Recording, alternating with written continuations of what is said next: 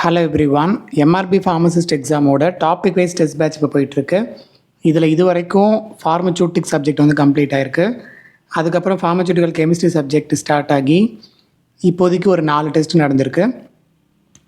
Test 22 இது வரைக்கும் முடிஞ்சிருக்கு. 22 டெஸ்ட்டு முடிஞ்சிருக்கு. நெக்ஸ்ட்டு 23வது டெஸ்ட்டுக்கு எப்படி படிக்கணுங்கிறத பற்றி இந்த வீடியோவில் பார்க்கலாம். இன்னும் நீங்கள் இந்த டெஸ்ட் பேட்சுக்கு ஜாயின் பண்ணாமல் இருந்தீங்க அப்படின்னா இப்போ கூட நீங்கள் ஜாயின் பண்ணிக்கலாம். இந்த டெஸ்ட் பேட்ச் பார்த்தீங்கன்னா ஃபுல் டீட்டெயில்டு வீடியோ யூடியூப்பில் அவைலபிளாக இருக்குது. அதோட லிங்க் டிஸ்கிரிப்ஷனில் கொடுத்துருக்கேன்.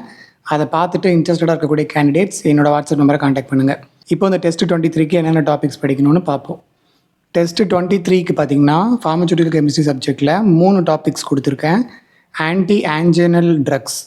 இந்த ஆன்டி ஆன்ஜினல் ட்ரக்ஸில் பர்டிகுலராக வந்து ஒரே ஒரு ட்ரக் தான் கொடுத்துருப்பாங்க சிலபஸில், ஐசோசார்பைடு அப்படிங்கிற ட்ரக். அந்த ஒரு ட்ரக்கை பற்றி மட்டும் படித்தா போதும். அதுக்கு அடுத்து 2வது டாபிக் வந்து டயூரிட்டிக்ஸ். ஸோ டயூரிட்டிக்ஸ் டாப்பிக்கில் வந்து டோட்டலாக 8 ட்ரக்ஸ் வந்து கொடுத்துருப்பாங்க. அதுலேயும் ஒரு ட்ரக்கோட ஸ்ட்ரக்சர் மட்டும் படிக்க வேண்டியிருக்கும். அந்த ஸ்ட்ரக்சர் படிக்க வேண்டிய ட்ரக் வந்து ஃப்ரூசிமைடு. ஃப்ரூசிமைடோட ஸ்ட்ரக்சர் மட்டும் பார்த்துக்கோங்க. மீதி எல்லாத்துக்கும் ஸ்ட்ரக்சரை விட்டுட்டு மீதி எல்லாம் படிக்கணும். லைக் அசிட்டாசோலமைட், பியூமிட்டானைட், குளோர்தாலிடோன், பென்ஸ்தயசைடு, மெட்டோலசோன், ஜைப்பமைடு, ஸ்பைரனோலாக்டோன், இந்த மாதிரியான ட்ரக்ஸுக்கெல்லாம் ரிமைனிங் இந்த chemical name, use, storage conditions, இல்லை வேறு ஏதாவது stability related types of formulation அதெல்லாம் படிக்கணும். இதெல்லாம் நீங்கள் இந்த ப்ரீவியஸ் வீடியோ பார்த்துருந்தீங்க அப்படின்னா அதில் சொன்ன சேம் கண்டென்ட்ஸ் தான் இந்த ட்ரக்ஸுக்கும் வந்து அப்ளிகபிள் ஆகும். ஸோ அதெல்லாம் படிச்சுக்கணும்.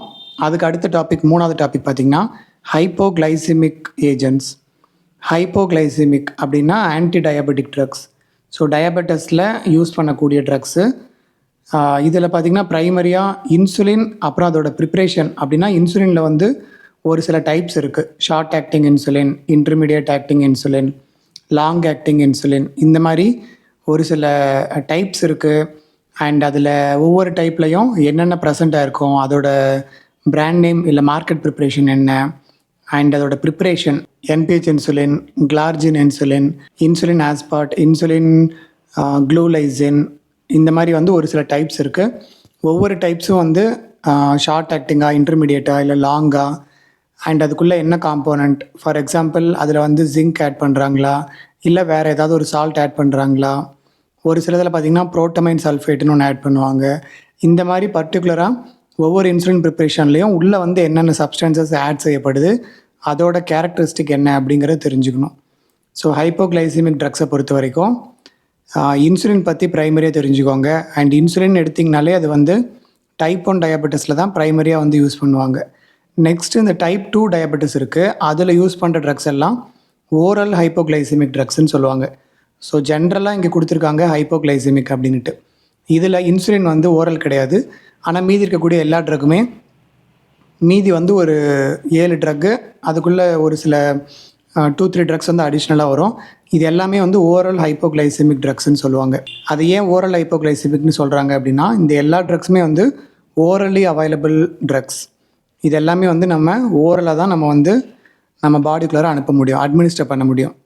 இதில் ஸ்ட்ரக்சர் தெரிஞ்சுக்க வேண்டிய ட்ரக்ஸ் 2 இருக்குது. ஒன்று மெட்ஃபார்மின், இன்னொன்று கிளைபென்க்ளமைட். இந்த 2 ட்ரக்கு ப்ளஸ் ஃப்ரூசிமைட், இந்த 3 ட்ரக்கோட ஸ்ட்ரக்சர் மட்டும் தெரிஞ்சிட்டாலே போதும் டெஸ்ட்டு 23 பொறுத்த வரைக்கும். சரி, இப்போ ஒவ்வொரு டாப்பிக்லேயும் கொஷின் எந்த மாதிரி வரும் அப்படிங்கிறத பற்றி பார்க்கலாம். இப்போது ஆஸ் யூஷுவல் எந்த டாபிக் எடுத்தாலும் மெடிசனல் கெமிஸ்ட்ரியை பொறுத்த வரைக்கும் கிளாஸிஃபிகேஷன். ஸோ இப்போ ஹைப்போகிளைசிமிக் ட்ரக்ஸை எடுத்துப்போம். மெட்ஃபார்மின் அப்படிங்கிறது வந்து பைகோனைடு அப்படிங்கிற ஒரு கேட்டகரியை சேர்ந்தது. இதே இந்த கிளைமிப்ரைடு, கிளைபென்க்ளமைடு, இந்த மாதிரியான ட்ரக்ஸ் எல்லாம் வந்து சல்ஃபோனில் யூரியாஸை சேர்ந்தது. அதுலேயுமே வந்து சப்டைப் இருக்குது. சல்ஃபோனில் யூரியாஸில் ஃபஸ்ட்டு ஜெனரேஷன் ஒரு டைப் இருக்குது, செகண்ட் ஜெனரேஷன் இன்னொரு டைப் இருக்குது. இதில் இந்த செகண்ட் ஜெனரேஷனை சேர்ந்தது தான் இந்த கிளைன்னு வரக்கூடியது. இதே ஃபஸ்ட் ஜெனரேஷனுக்கு பார்த்திங்கன்னா ப்ரைமரியாக டால் பூட்டமைடு, இந்த மாதிரி ஒரு 3-4 ட்ரக்ஸ் இருக்குது. அந்த ஃபஸ்ட்டு ஜெனரேஷனில் வந்து அந்தளவுக்கு எஃபெக்டிவான ட்ரக்ஸ் கிடையாது. அதனால் செகண்ட் ஜெனரேஷன் சல்ஃபோனில் யூரியாஸ் தான் காமனாக யூஸ் பண்ணுவாங்க. ஸோ இந்த மாதிரி கிளாஸிஃபிகேஷன் வைஸ் மெட்ஃபார்மின் வந்து பைகோனைடு, கிளைபென்க்ளமைடுங்கிறது சல்ஃபோனில் யூரியாவோட செகண்ட் ஜெனரேஷன், அப்புறம் பயோக்ளிட்டசோன் அப்படிங்கிறது தயசோலிடின் டயோன்ஸ் அந்த கேட்டகரியை சேர்ந்தது. தென் ரீபாக்ளினைடு அப்படின்னு ஒன்று இருக்குது. இது வந்து மெக்லிட்டினைட்ஸ் அப்படின்னு ஒரு குரூப்பை சேர்ந்தது. இந்த மெக்லிட்டினைட்ஸ் பார்த்திங்கன்னா பர்டிகுலராக இந்த டயபெட்டிஸ்லேயே வந்து பர்டிகுலராக ஒரு குறிப்பிட்ட கண்டிஷனில் இது வந்து ப்ரிஃபர் பண்ணுவாங்க. அதெல்லாம் என்னென்னு தெரிஞ்சு வச்சுக்கோங்க. இதெல்லாம் வந்து சிங்கிள் ட்ரக்ஸு. இதுக்கப்புறம் பார்த்திங்கன்னா கிளைஃப்ளோசின்ஸ், கிளிப்டின்ஸ் அப்படின்னு 2 கேட்டகரி இருக்குது.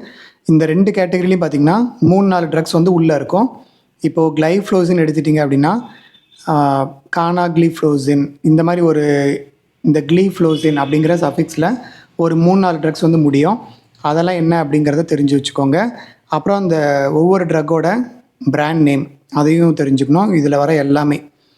தென் அதுக்கப்புறம் கிளிப்டினில் பார்த்திங்கன்னா சீட்டா கிளிப்டின் அந்த மாதிரி வந்து கிளிப்டின்னு முடியக்கூடிய சஃபிக்ஸில் ஒரு 3-4 ட்ரக்ஸ் இருக்கும். அதெல்லாம் என்ன ட்ரக்ஸ்ன்னு தெரிஞ்சுக்கோங்க. ப்ரைமரியாக வந்து இந்த ட்ரக்ஸோட IUPAC name. So IUPAC name பொறுத்த வரைக்கும் எடுத்திங்க அப்படின்னா உள்ளே வந்து என்ன ரிங் இருக்குது, உள்ளே வந்து நாப்தலின் ரிங் இருக்கா, இல்லை அக்ரிடின் இருக்கா, இல்லை ஒரு 5 மெம்பர்டு ஹெட்ரோசைக்ளிக் இருக்கா. ஃபார் எக்ஸாம்பிள் ஃபியூரான், இல்லை பிரிமிடின், பைரசின், பைப்ரிடின், இல்லை பிரிடசின், வேறு இந்த மாதிரி டெட்ராஹைட்ரோஃபியூரான், இந்த மாதிரி நிறைய ஹெட்ரோசைக்ளிக் காம்பவுண்ட்ஸ் இருக்குது. அதில் வந்து எது இந்த ட்ரக்கில் இருக்குது. இப்போ மெட்ஃபார்மின் எடுத்துட்டிங்க அப்படின்னா அதில் என்ன இருக்குது, கிளைபென்க்ளமைன் எடுத்திங்கன்னா அதில் என்ன இருக்குது. இதெல்லாம் வந்து நீங்கள் ஐயூபேக் நேம்லேயே நீங்கள் வந்து தெரிஞ்சிக்க முடியும். அண்ட் அது கூட என்ன பொசிஷனில் என்னென்ன குரூப்ஸ் வந்து அட்டாச் ஆகிருக்கு, நைட்ரஜன் இருக்கா, இல்லை சல்ஃபர் இருக்கா, ஆக்சிஜன் இருக்கா, இந்த மாதிரியான விஷயங்கள்லாம் தெரிஞ்சு வச்சுக்கணும். இதுக்கப்புறம் டயூரிட்டிக்ஸ் போனாலும் இதே மாதிரி தான். அசிட்டாசோலமைடு அப்படிங்கிறது கார்போனிக் ஆன்ஹைட்ரேஸ் இன்ஹிபிட்டார்ஸ் கேட்டகரியை சேர்ந்தது. அப்புறம் ஃப்ரூசிமைடு, பியூமிட்டானைடு இதெல்லாம் வந்து லூப் டயூரிட்டிக்ஸ்னு சொல்லுவாங்க. இதை வந்து ஹை சீலிங் டயூரிட்டிக்னு சொல்கிறாங்க. அந்த ஹை சீலிங் சொல்கிறதுக்கு ஒரு காரணம் இருக்குது, அந்த காரணத்தை தெரிஞ்சு வச்சுக்கோங்க. அப்புறம் குளோர்தாலிடோன், பென்ஸ்தயசைடு, மெட்டாலசோன், ஜைப்பமைடு, ஸ்பைரனோலாக்டோன் இதெல்லாம் எந்தெந்த கேட்டகரிக்கு கீழே வருதுங்கிறத தெரிஞ்சுக்கணும். இதுலேயே பர்டிகுலராக பார்த்திங்கன்னா ஸ்பைரனோலாக்டோன் அப்படிங்கிறது வந்து ஒரு பொட்டாசியம் ஸ்பேரிங் டயூரிட்டிக்ஸ்க்கு கீழே வரும். இதெல்லாம் பார்த்திங்கன்னா நம்ம பாடியில் பொட்டாசியம் வந்து சேவ் பண்ணுறதுக்கு இந்த ஸ்பைரனோலாக்டோன் வந்து ஹெல்ப் பண்ணும். இதெல்லாம் வந்து தெரிஞ்சு வச்சுக்கணும். அப்புறம் இந்த டயூரிட்டிக்ஸில் ஹைப்பர் டென்ஷனில் யூஸ் பண்ணுறது பார்த்திங்கன்னா பர்டிகுலராக தயசைட் கேட்டகரி தான் அதிகமாக யூஸ் பண்ணுவாங்க. அது ஏன் அப்படிங்கிறதெல்லாம் தெரிஞ்சு வச்சுக்கணும். இந்த மாதிரி டயூரிட்டிக்ஸ்குள்ளார கிளாஸிஃபிகேஷன், அதோட ஐயூபேக் நேமு, இதுலேயும் பார்த்திங்கன்னா ஃப்ரூசிமைடில் இந்த ரிங் இருக்குது, பியூமிட்டானைடில் இந்த ரிங் இருக்குது, குளோர்தாலிடோனில் இது இருக்குது. இந்த மாதிரி ஒவ்வொரு ட்ரக்லையும் என்ன ரிங் இருக்குங்கிறத தெரிஞ்சுக்கணும். அப்புறம் அதில் ஏதாவது ஸ்டெபிலிட்டி இல்லை ஸ்டோரேஜ் ரிலேட்டடாக ஏதாவது கொடுத்துருந்தாங்க அப்படின்னா அதையும் அடிஷ்னலாக பாருங்கள். அப்புறம் முக்கியமாக இங்கே நம்ம பார்த்த எல்லா ட்ரக்குக்கும் பிராண்ட் நேம்ஸ் வந்து ஒரு 7-8 பிராண்ட் நேம்ஸ் தெரிஞ்சு வச்சுக்கணும், எக்ஸப்ட் சம் ட்ரக்ஸ். இதுக்கப்புறம் இன்னொரு கேட்டகரி இருக்குது, ஆன்டி ஆன்ஜினல் ட்ரக்ஸு. இதில் ஒரே ஒரு ட்ரக் தான் ஐசோசார்பைட் அப்படின்ட்டு.